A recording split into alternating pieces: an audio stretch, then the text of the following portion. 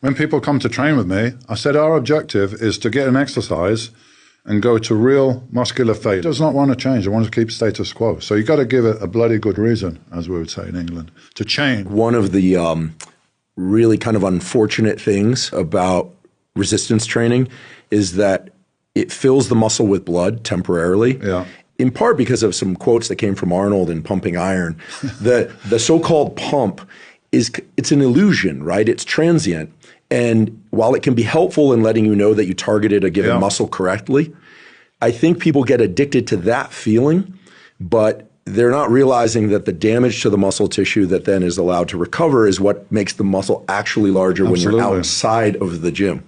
A pump is just a temporary extra blood flow to the area that feels good. You're pumped up, you feel tight, but you could get a lightweight and get a great pump. It's not going to stimulate any growth. So don't be fooled by the pump. It's nice and it's part of the process, but you've got to overload the muscle. You've got to give it more than it's used to.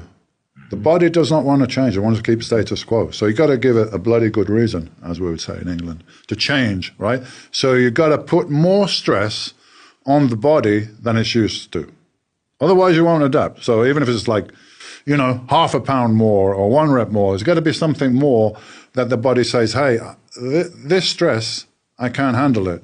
I need to reinforce myself and adapt to this stress. So next time it won't be so stressful. That's basically the process. So, and it can't be linear forever, right? Maybe in your first year of training, the first 18 months, you just go in. Like I put 20, 25 pounds on in the first 18 months that I was training and natural as well. So, you know, it becomes a case of diminishing returns though. Mm-hmm. And at some point, you can't just keep going up like this. So I tell people train real hard for like 5 or 6 weeks and then come down for 2 weeks, maybe submaximal. So you'll sort of sawtooth it like that, hard for 5 or 6 weeks, then back off. And during that 2 weeks, are you telling people to stay out of the gym entirely? No, I'm telling them you can go in and do some lightweight, but nowhere near failure, blood flow, keep the maintenance. If you want to take a week off, I think it's good, a couple of times a year. A lot of guys, when I had a gym, you know, the guys, I'm stuck on this and that. I said, okay, take a week off. No, what do you mean? I said, man, just take a week off, come back in a week and tell me how you feel. And I came back and I was stronger. I was like, yeah, no shit, man. So because you've rested. You let your body rest and rebuild. So that'd be a lesson to you. So if I could travel back in time, I wouldn't have called the movie Pumping Iron. I would have called it Stress and Adapt. Stress, recover, adapt. Not quite so sexy. Exactly. Like, I feel like I'm coming. But that whole notion of the pump plus this idea that, you know, many, many hours in the gym is what's required. I think it kept a lot of the general public out of resistance training. Yeah. I think now that's changed. And fortunately, because I think it is very beneficial. If we could get a little granular about training and recovery, I think it'd be helpful for people. I realize that you laid out the top contour really nicely. So for a person who's natural, not taking hormone replacement therapy or anabolics, you think 2, maybe 3 whole body sessions to start out to learn the movements. Is that doing 1 or 2 sets to failure? What does that look like for the raw beginner? A raw beginner, first of all, you need to learn how to do the movements correctly before thinking about going to failure. So it'll be a certain period of time learning to do the exercise correctly, putting some kind of idea in their head of what's going on. You know, what do the pecs do? Bring your arms down and across the body. What do your lats do? They bring your upper arm down and back. So you'd be amazed, like, even if you have to pro bodybuilders, some of them don't know, like, why they're doing what they're doing. What's the mechanics involved? And I get them to do light sets, very perfect. Do you feel that? Do you feel how it contracts when you lats and you squeeze and you contract? Yeah, I feel it, Okay. Now you've got it, but you've got to try to maintain that when it gets really hard, because we're going against the natural mechanics of the body here, right? Because as I say, we do in chest, We're trying to isolate the pecs. There's some delts involved and triceps and work that, or we're working legs, we're working back.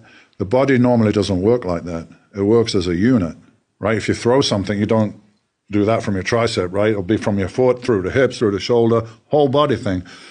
So when the exercise gets really hard, your brain is going to try to recruit or change the exercise to make it easier.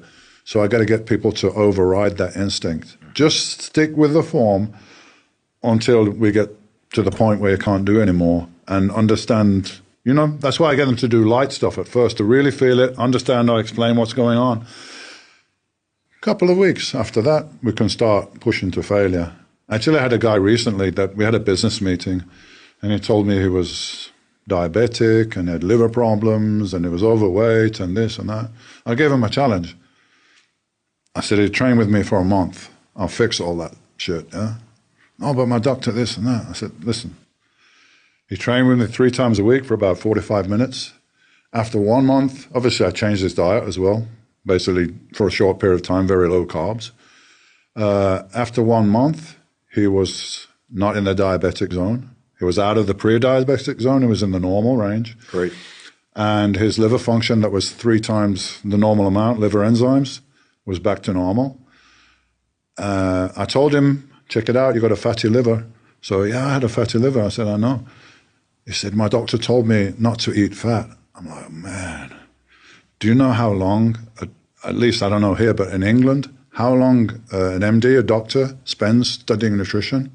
It's trivial in One most afternoon. places. One afternoon, 2 or 3 hours. I mean, you can learn nothing. So the doctor was telling me he's got a fatty liver, so stop eating fat. I said, that's absolutely the worst advice you could get. It's because the reason you've got fatty liver is it's uncontrolled blood sugar. So we get your blood sugar down. 1 month, his liver was normal, his blood sugar was normal.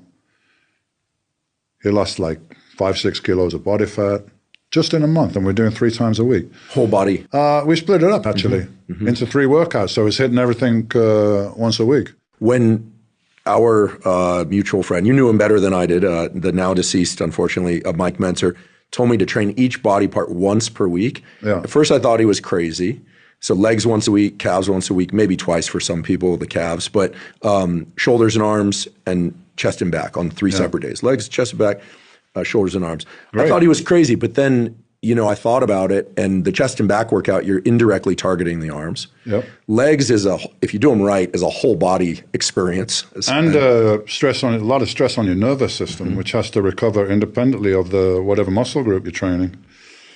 If you do legs, I mean, really to failure, there's a lot of stress on your nervous system as well. So that also has to recover. That's why I say after 6 weeks, I've just noticed with myself and many people, it seems to like you hit a plateau there. So in trying to push through it, come down and I take a rest and go again later.